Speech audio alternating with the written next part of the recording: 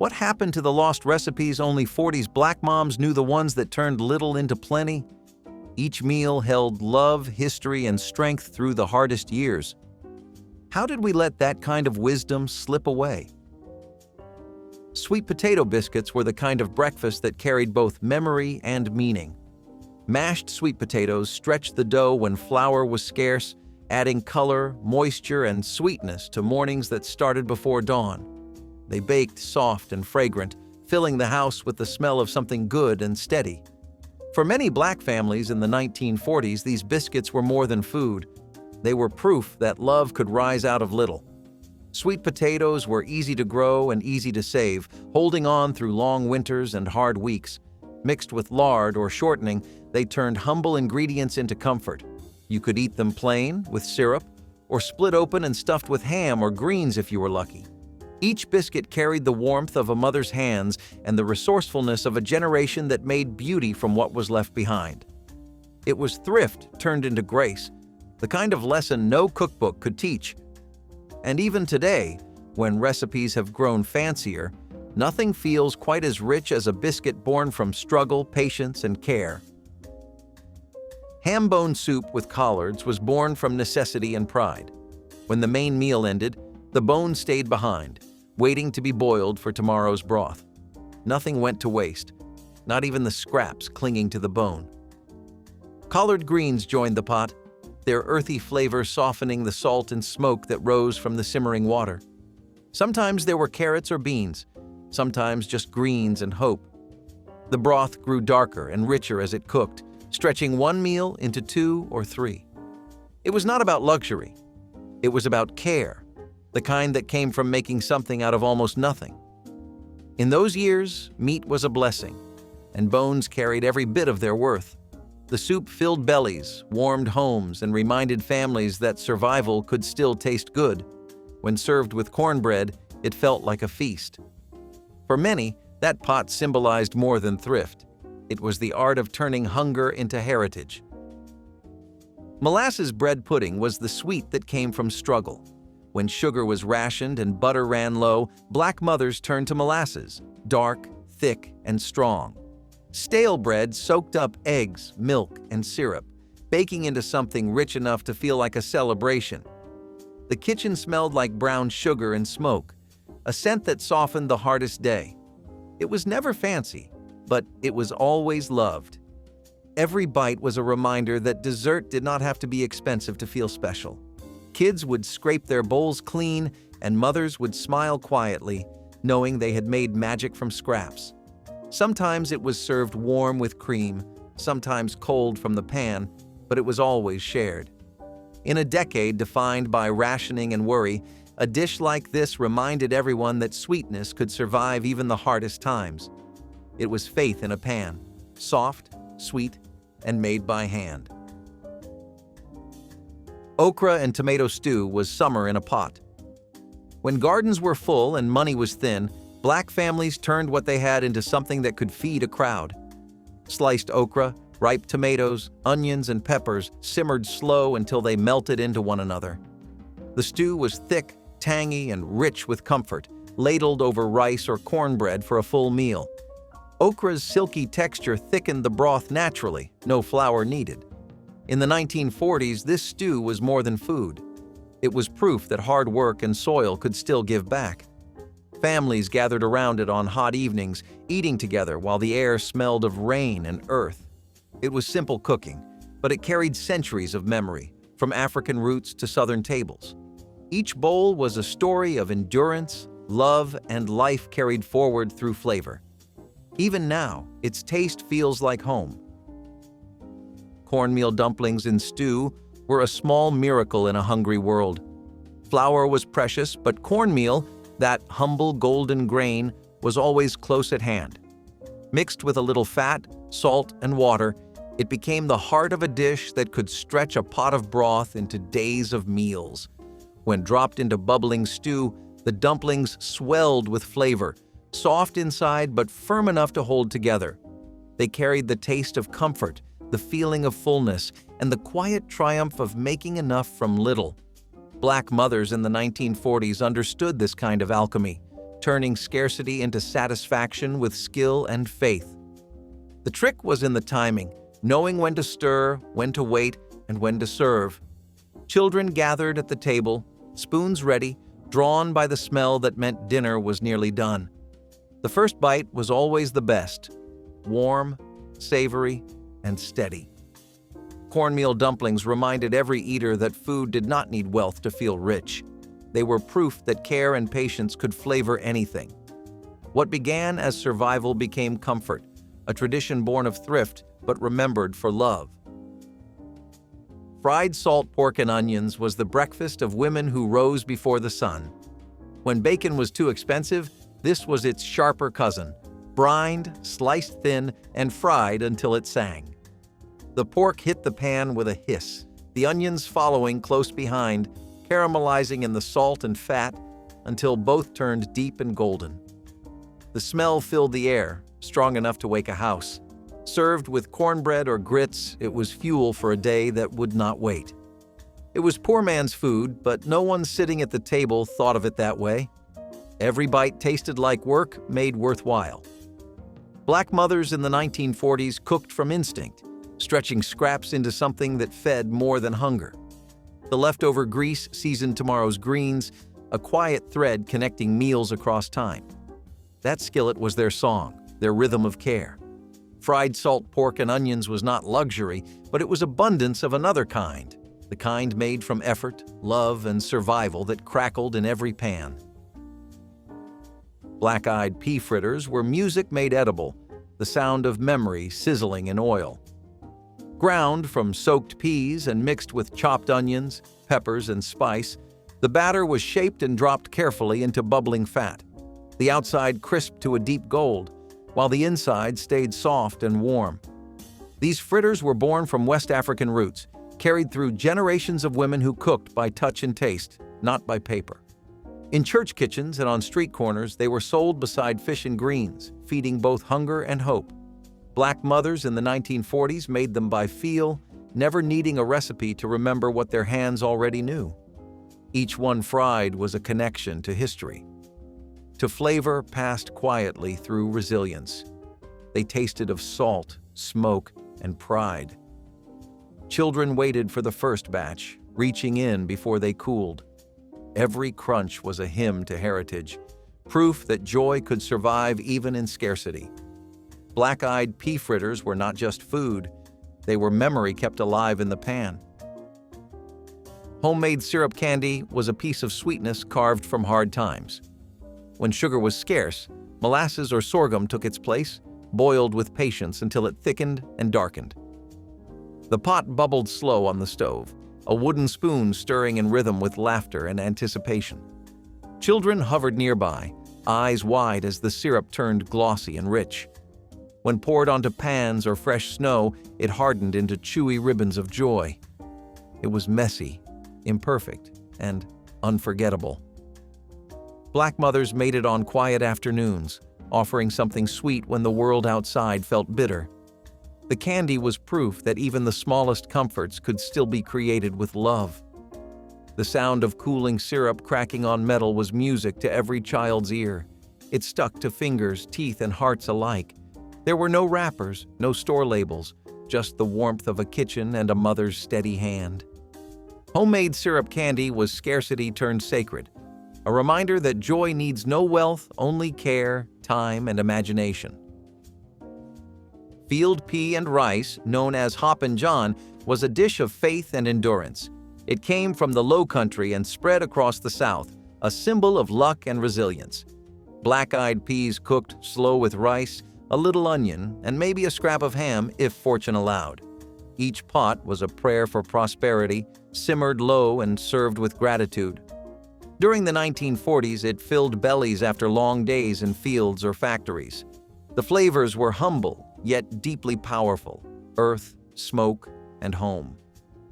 Families believed that eating it on New Year's Day brought blessings for the year ahead, but truthfully, it was blessing enough just to have it at all. Hop and John was not just a recipe, it was a ritual of hope. Cabbage and smoked sausage skillet was the scent of supper in a small kitchen, where warmth came from both the stove and the hearts that gathered near it. Thick slices of sausage hit the skillet first, browning beside a handful of onions until the air filled with a smoky sweetness that made the day's weariness disappear. Then the cabbage joined in, hissing as it met the heat, wilting down to tenderness in its own steam. Everything cooked together in the same pan, sharing flavor, grease, and gratitude. It was a one-pan meal that stretched far beyond its humble ingredients. The cabbage made the meat go further, the sausage gave the greens their soul, and the two together became the definition of comfort. Black mothers in the 1940s turned this simple pairing into something beautiful, hearty, fragrant, and proud. They cooked with instinct, adding nothing they did not need, wasting nothing that still held worth. Served with cornbread or a bowl of rice, it was more than food. It was reassurance that even after the hardest day, home was still here. The sound of sausage sizzling in the evening light was music, soft and steady, reminding everyone that love could be tasted. Cold cornbread milk was the quiet supper of tired nights and long days. It began with what was left from yesterday, crumbled cornbread, soaked in buttermilk or sweet milk until it softened just enough to spoon. It was cool, creamy, and filling, the kind of meal that calmed the body as much as it fed it. For families who worked sunup to sundown, this dish was mercy. Black mothers in the 1940s knew how to turn scarcity into something soothing. They saw no shame in simple food. To them, it was wisdom made edible. Nothing went to waste, not crumbs, not milk, not time. The taste was clean and honest, a mix of grain and comfort, carrying the flavor of home even when the cupboard was bare. Sometimes it was eaten in silence, sometimes with stories, but always with gratitude. It reminded every person at the table that nourishment was not about plenty, but about peace. Cold cornbread milk was survival turned tender, a way to rest after work, to fill the stomach without burdening the heart.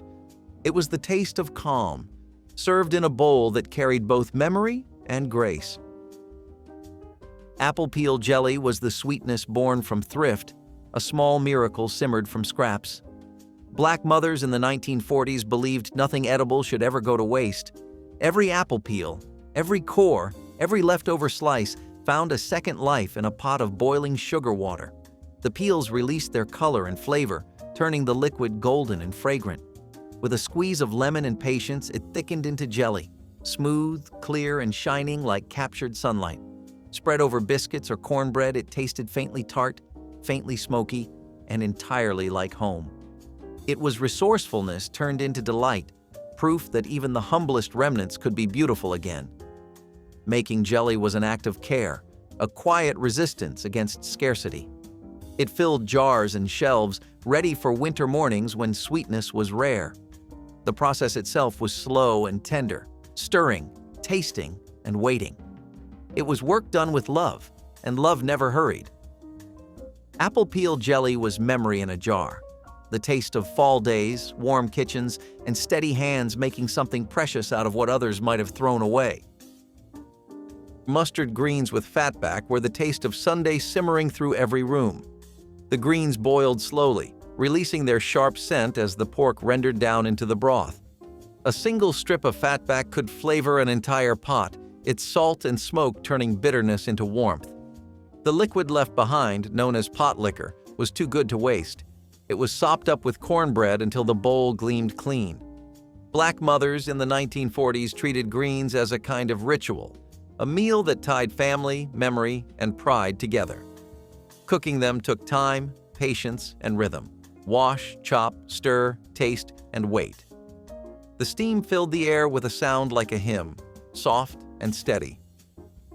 Around the table, laughter mixed with the scent of vinegar and pepper. It was not just food, it was a gathering, a way of remembering who they were. The pot of greens stood for care that never ran out, even when money did. Mustard greens with fatback were the definition of comfort, slow, smoky, and soulful, feeding both hunger and heritage with every spoonful. Egg and onion gravy over rice was a masterclass in stretching little into plenty. One egg, a handful of onions, and a spoon of flour could become dinner for a family. The onions fried until sweet, the egg whisked in, thickening the mixture into a silky golden gravy. Poured over warm rice, it became rich, comforting, and deeply familiar. It was not fancy, but it filled every corner of hunger. In the 1940s, eggs were precious, but Black mothers knew how to make one work like 10. Each spoonful carried the flavor of thrift turned to art. It was seasoned with black pepper, salt, and a touch of love that no spice could replace.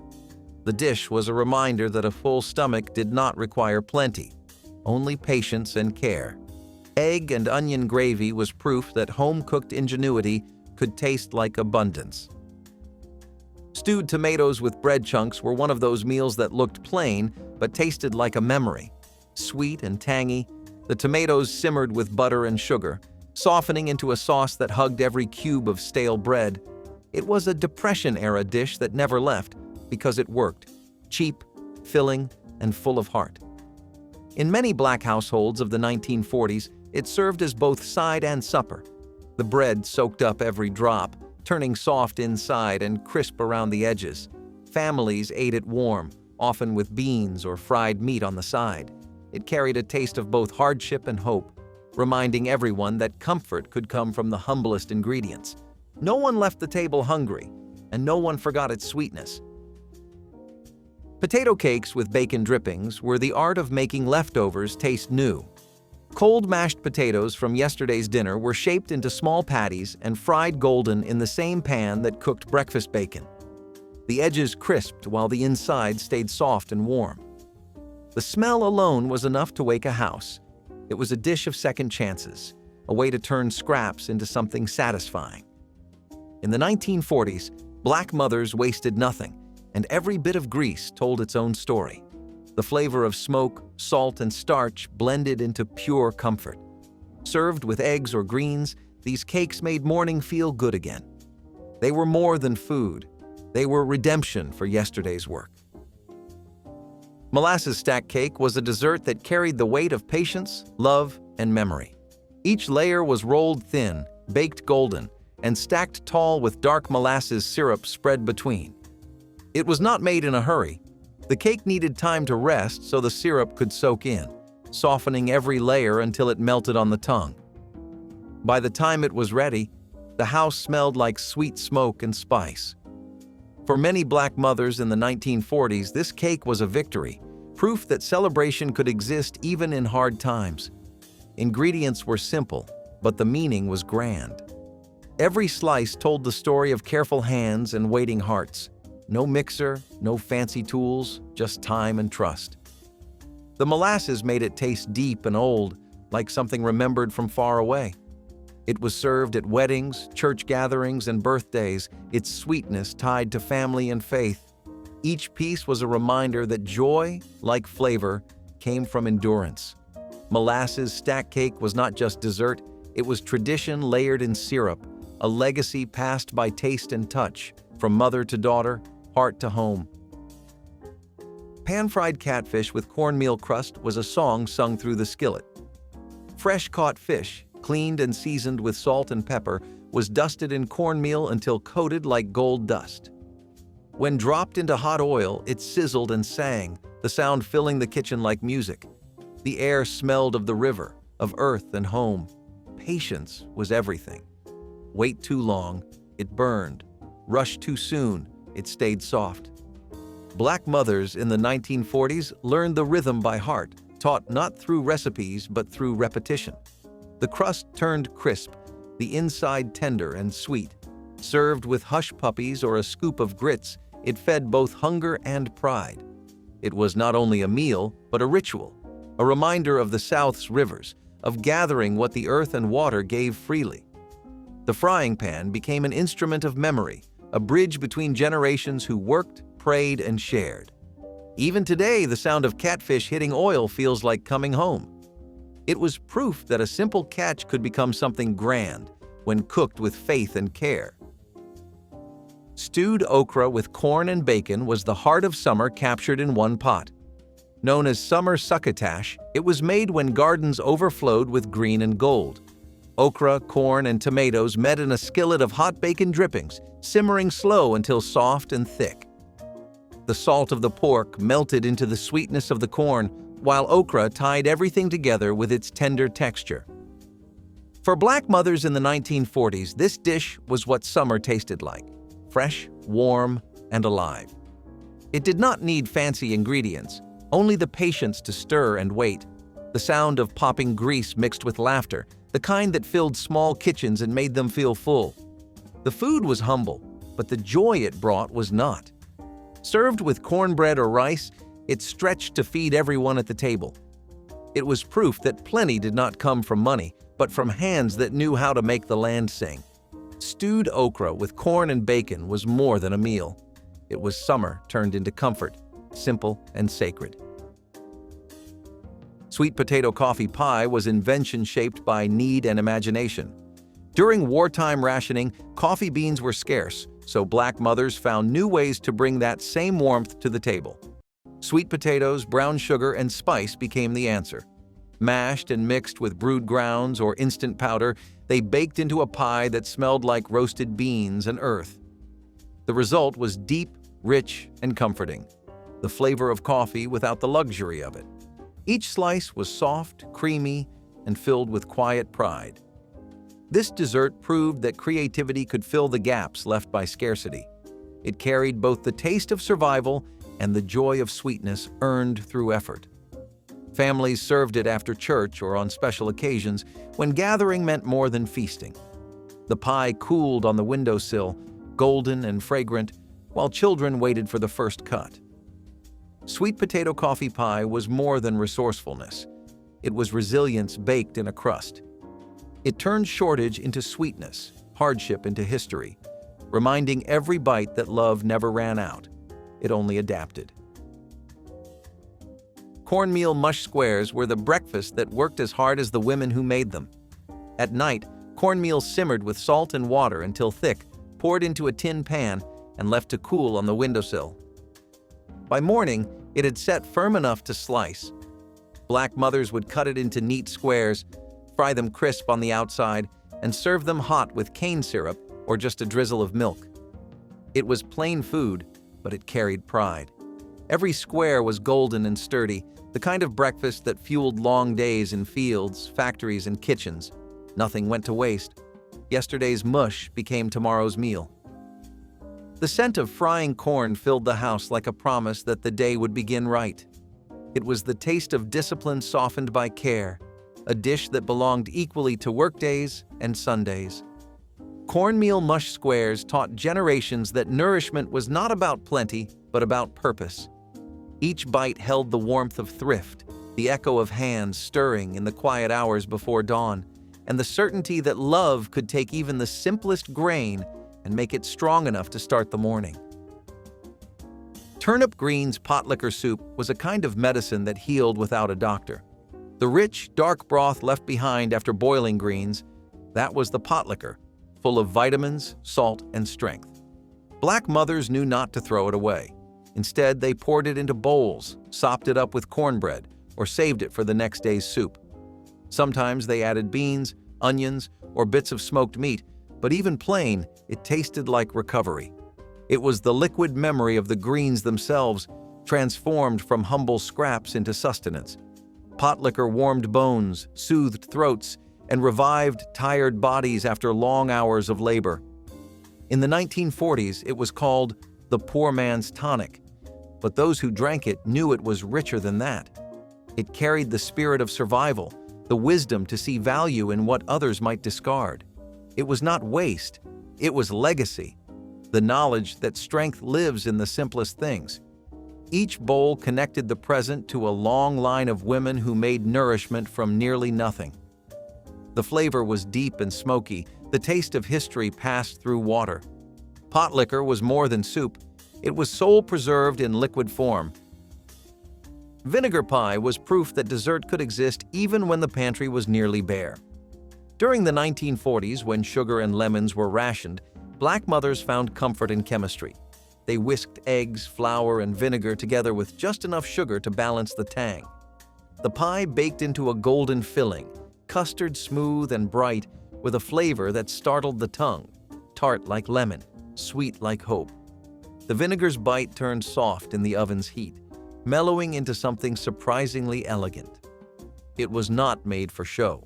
It was made for strength. Vinegar pie was the taste of resilience disguised as sweetness, the kind of dessert that proved you could make beauty from what was left behind. Children loved it because it felt like magic. How could vinegar turn to silk? Mothers loved it because it reminded them that patience and courage could transform even hardship. Served warm with a little cream or just plain from the pan, it filled the house with the scent of survival turned sweet. Vinegar pie was never about luxury. It was about ingenuity. It reminded everyone at the table that joy, like flavor, comes from faith, not from plenty. Red gravy over rice was the flavor of endurance simmered slow. Made from tomatoes, onions, and fat saved from the week, it could stretch to feed a family for days. The first night, it was rich and sharp. By the second, it had deepened, mellowed, and clung to the rice like comfort itself. Some added sausage or beans, others kept it simple, letting the vegetables speak. Black mothers in the 1940s learned to coax flavor from almost nothing, turning acid and spice into warmth and home. The pot simmered low, filling the kitchen with a sweetness that cut through worry. It was the kind of meal that improved with patience, and every spoonful felt like a small blessing. Over rice, it became hearty, grounding, and familiar. There was rhythm in stirring it, a quiet pride in seeing it stretch again and again. Red gravy was more than a sauce. It was survival seasoned with grace. Each bowl tasted like love holding steady through lean times, reminding every family that what lasts longest often begins with very little. Buttermilk fried green tomatoes were the sound of summer meeting its end. When tomatoes hung firm and unripe, black mothers refused to waste them. Sliced thick, dipped in buttermilk, dredged in cornmeal, and fried golden, they came out crisp and tangy, a perfect balance of sour and crunch. The kitchen smelled like heat and home. Buttermilk softened the tartness, turning each bite into something both bright and comforting. It was a clever recipe, born from thrift but carried by pride. Nothing from the garden went unused, not even the fruit that never turned red. Served beside beans, fried fish, or greens, they were a taste of transition, the last gifts of summer before the cold came. Each bite felt alive, as if sunshine itself had been caught and fried. For many families, fried green tomatoes were tradition, a reminder that cleverness could turn scarcity into pleasure. They were the perfect goodbye to harvest, a crisp farewell wrapped in flavor.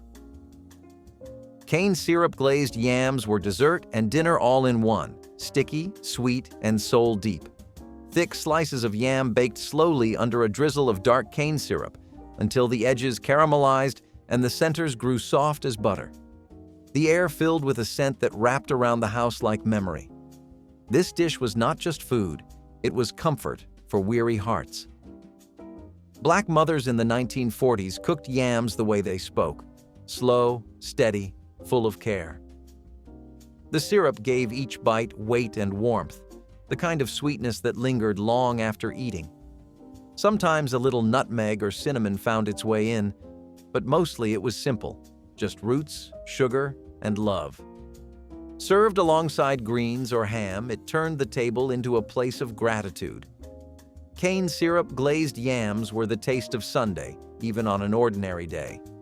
They reminded families that sweetness could be earned without luxury. All it took was patience and a steady hand.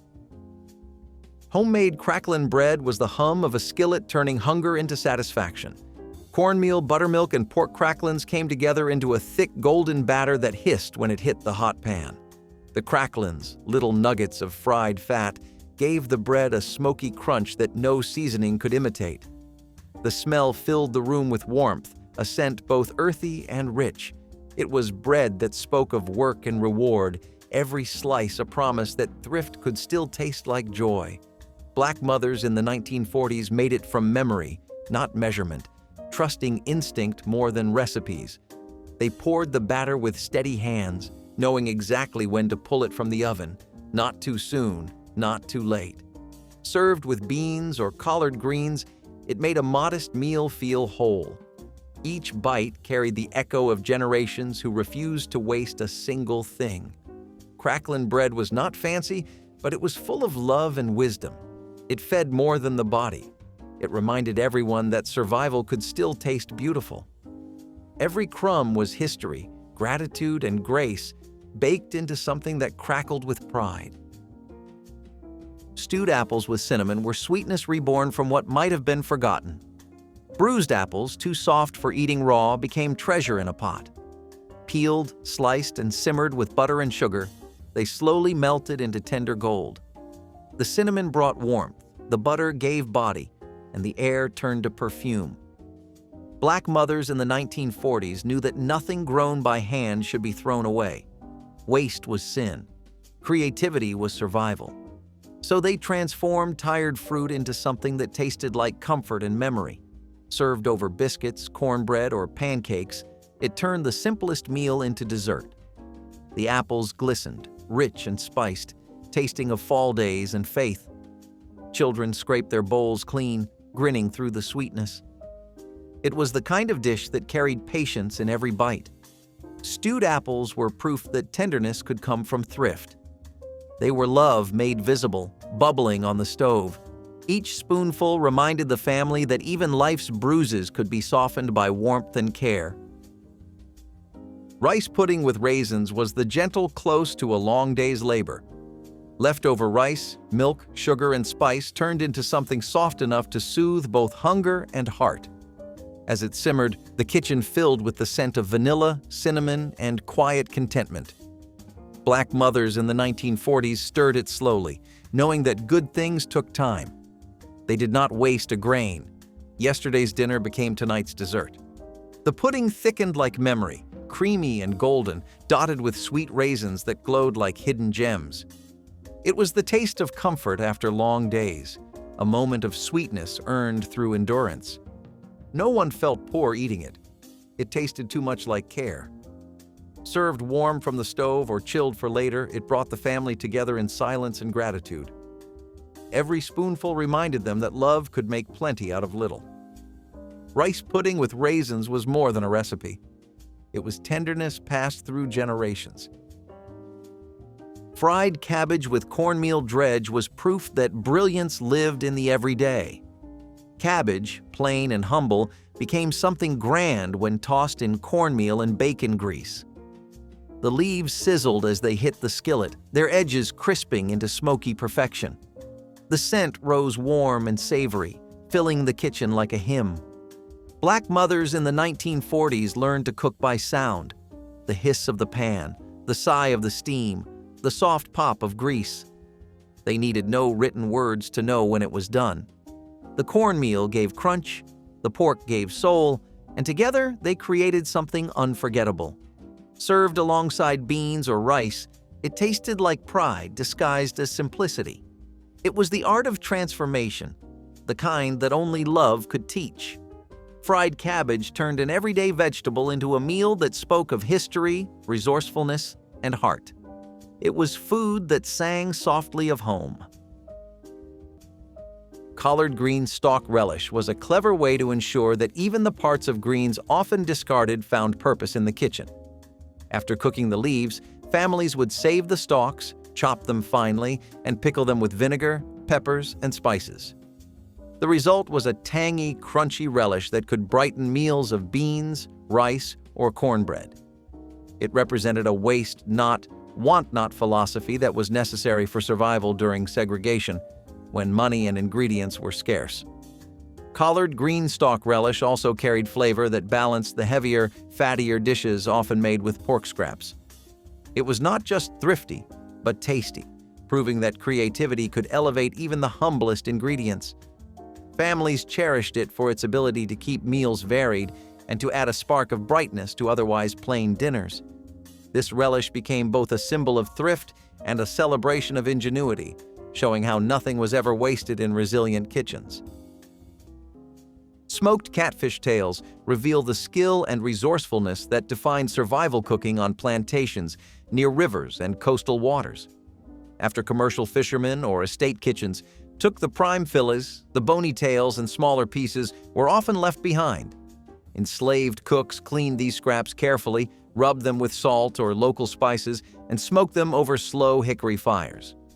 The result was a flavorful preserved fish that kept for days and could be stirred into stews, crumbled over grains, or eaten on its own with cornbread. Smoking techniques reflected West African traditions carried across the Atlantic, where preserving fish with wood smoke had long been a way to ensure protein during lean seasons. In later years, African American fish camps and southern smokehouses continued this method, turning a food of necessity into a celebrated regional specialty. Modern smoked catfish dishes found in Mississippi and Louisiana restaurants still trace their flavor back to these early practices of careful preservation and culinary creativity born from scarcity. Peach cobbler carried the sweetness of Georgia orchards and the comfort of a dessert tied to Martin Luther King's Atlanta roots. Juicy peaches were sliced and simmered with sugar and a hint of cinnamon before being blanketed with biscuit dough or a buttery crust that baked to golden perfection. The bubbling fruit filled kitchens with a fragrant steam that signaled a treat for every sense. Served warm with fresh cream or a scoop of homemade ice cream, peach cobbler offered hospitality and pride in local harvests.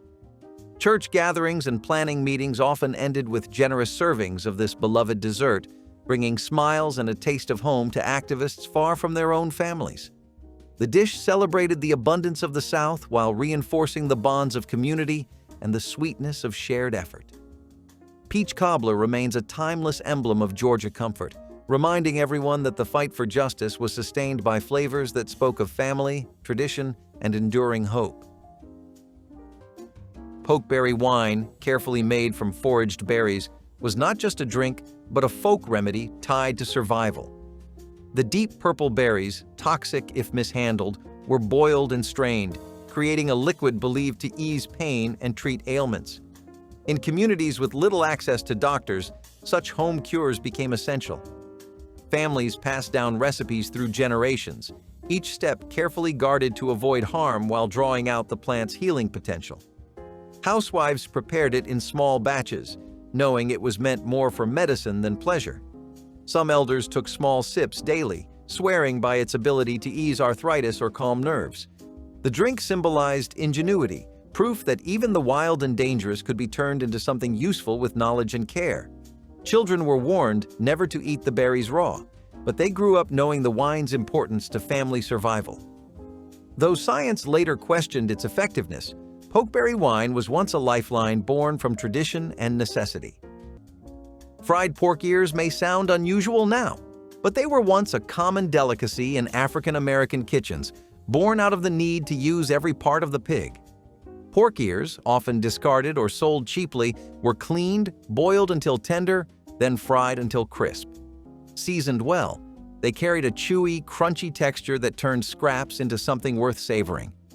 This dish reflected the ingenuity of cooks who refused to waste anything and who turned necessity into culture. Fried pork ears were often shared at gatherings, eaten as snacks, or paired with greens and cornbread for a complete meal. They symbolized thrift and pride, proof that nothing was beneath the skill of a determined cook. In times of segregation, when resources were limited and dignity often denied, fried pork ears represented taking control of what little was available and making it meaningful. The dish was a testament to resilience, resourcefulness, and the power of flavor to uplift even the hardest times. Ground pumpkin seed.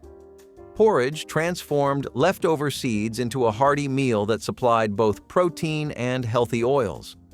After pumpkins were cooked for pies or stews, the seeds were washed, dried, and pounded into a coarse meal.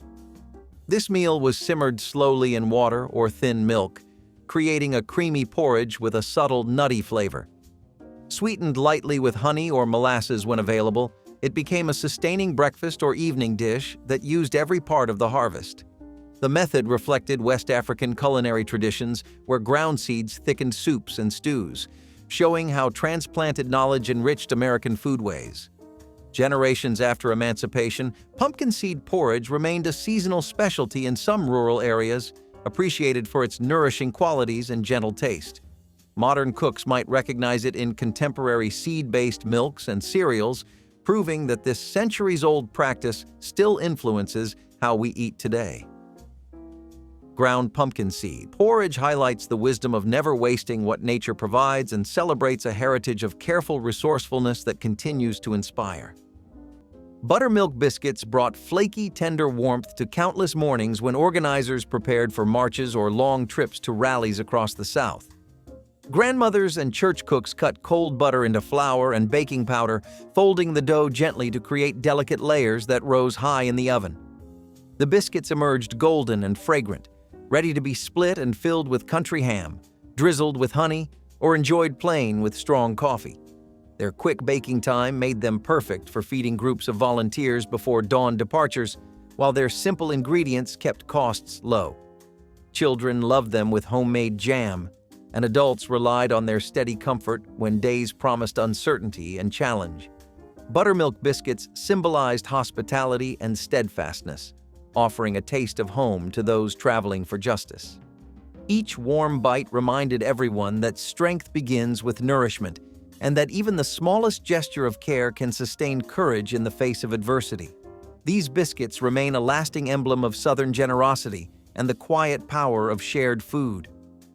Cane syrup pone was a dense cornmeal cake baked with the thick sweetness of local syrup, a dish that blended necessity with a hint of indulgence. Families relied on cornmeal daily, but adding syrup transformed it into something closer to dessert. Housewives baked pone in cast-iron skillets, cutting wedges to serve alongside beans, greens, or milk. Children loved it for its sticky sweetness, one of the few treats they could count on. Cane syrup was cheaper than refined sugar and locally produced, making it an accessible luxury. The cake was filling, traveling well for long workdays in the fields. Cane syrup pone became tied to Southern tradition, remembered fondly as a comfort that sweetened otherwise harsh circumstances. Though rarely baked today, it was once a cherished dish that brightened tables during the Jim Crow years. It stood as a reminder that survival did not always mean denying joy. Sometimes it meant finding sweetness in the simplest of foods that kept hope alive. Boiled hog maw was a dish that embodied the waste not philosophy of African American kitchens, making use of the pig's stomach lining that many others discarded. Thoroughly cleaned and boiled for hours with onions, peppers, and spices, it became tender enough to eat, often served with rice or cornbread to make the meal complete. Though its texture was unusual, hog maw carried a rich flavor when seasoned properly, proving that even the humblest parts could provide sustenance. For families living under segregation, dishes like this were not a choice but a necessity, stretching every animal as far as possible. Adults prized it for its practicality, while children often had to learn to appreciate its uniqueness. Boiled hog maw reflected resilience, determination, and the cultural practice of finding nourishment where others saw none. It was survival food that turned scarcity into sustenance, providing meals that filled bellies and carried dignity. Every pot of hog maw told a story of thrift and strength. Wild grape connected plantation kitchens to the native abundance of the American South. Muscadine and scuppernong grapes grew untended along fences and forest edges, providing a dependable late summer harvest. Enslaved workers gathered the clusters and crushed them by hand to create a tangy juice that could be fermented slightly for a refreshing drink or boiled into a syrupy must used to season grains and greens.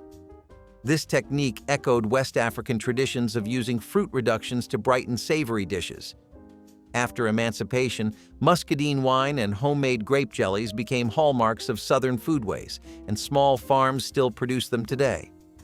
The careful gathering and slow simmering required patience and skill, qualities that defined the cooking of those who made the most of every wild resource. Wild grape stands as both a practical recipe and a testament to how African American cooks merged Old World techniques with New World ingredients, leaving a flavor that continues to shape regional preserves and beverages across the Carolinas and Georgia. Fried catfish brought a festive spirit to fundraisers and church picnics across the Deep South, drawing crowds who came for fellowship as well as for the crisp, golden fish.